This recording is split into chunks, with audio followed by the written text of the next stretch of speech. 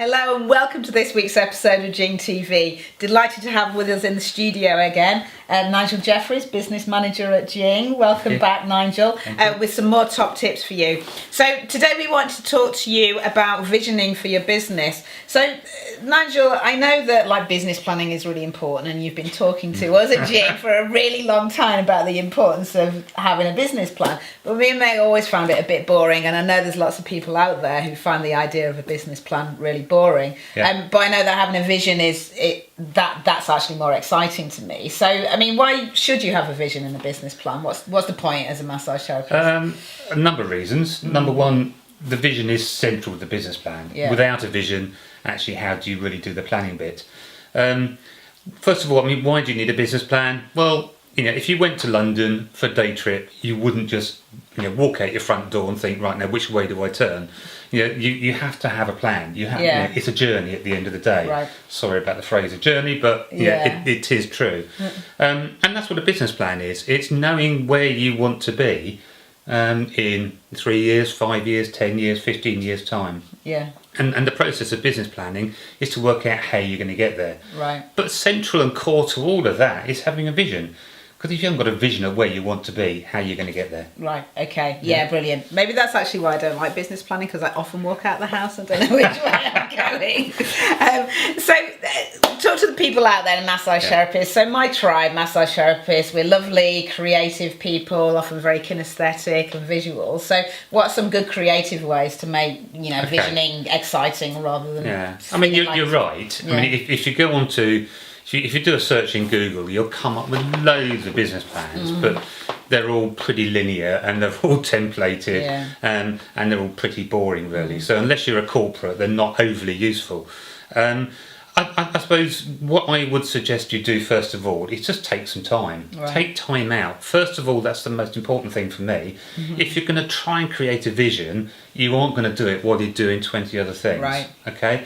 So find some special time for yourself. Whether or not you lock yourself away in a room, whether or not you go away, go off to a park somewhere and just do some thinking. Start doing some creative thinking for yourself. Okay? One of the things that I quite often say to people is, think creatively, put some bits of paper down on a room. Okay. So put one bit of paper up at one end of the room, put another piece of paper at the other end of the room. Stand on each bit of paper and start to look ahead at the other piece of paper. That might be 5 years' time. Right.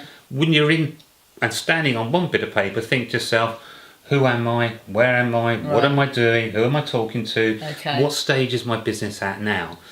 Go and stand on that other piece of paper. If that represents 5 years' time, ask those exact same questions again. Where am I? Who am I? Who am I talking to? What type of business have I got now? Who am I treating? Who are my clients? How many clients have I got? All those. Just let your brain go wild in a way. Think big. Have big ideas. Yes. And that's the creative bit. You start to, you start to get some answers to all these questions. Be creative with it as well. Do what you like doing. Right. So if you like drawing, draw it. Yes. Yeah. If you like doing collages, put all this stuff down in a collage. If you like post-it notes, use a great big board and put lots of post-it notes on there. So you capture all that great information that you're allowing your your big ideas. You're just making it real, aren't you, really? And just allowing yourself the time to daydream in a bit more of a structured way. Absolutely. I've seen some fantastic business plans that are not written. Right. Okay. Right. They're just pictures. But they mean something to the individual, and that's what counts. Is if you understand what it means, and if it gives you the direction that you need, then it's going to work for you. Yeah. Remember, it's about thinking big, have big ideas, and picture what the business is going to look like. Yeah, okay. That's brilliant. So, top tips, take time out for yourself to daydream, and then also plan your vision creatively. And one more quick top tip before we leave. Anything else you think is important? Can I give two? If I'm go quick? On then. Well, number one, think about your own values, your personal values. So make sure that in any vision that you have, you incorporate your own personal values. Whether or not that be, whether or not you want to exceed your own, sorry. Lost it. It's all right. We can cut back in at the point where you say, "Can I give 2 more points?" Yeah, you're doing great, Nigel. Yeah. So personal values. So if you if you feel that integrity is important, being exceptional, right. If that's important to you, make sure you include your personal values and translate that into doing things, verbs, and relate that to your business. And also, the second one, if I may, is remember it's not just about you. Right. It's not just about you. It's about your customers. Okay. And so, what do they want? What's important to them, and you need to bear that in mind when you're creating your vision. Is that you're creating a business around solving problems for your customers and solving their needs and wants. All right, brilliant. Thank you so much, Nigel. I really enjoyed that. And I know you found this book useful, The Right Brain Business Plan by Jennifer Lee. So if you are a visual person, then maybe check out that book. It's great, Yeah, great. Thanks so much, Nigel.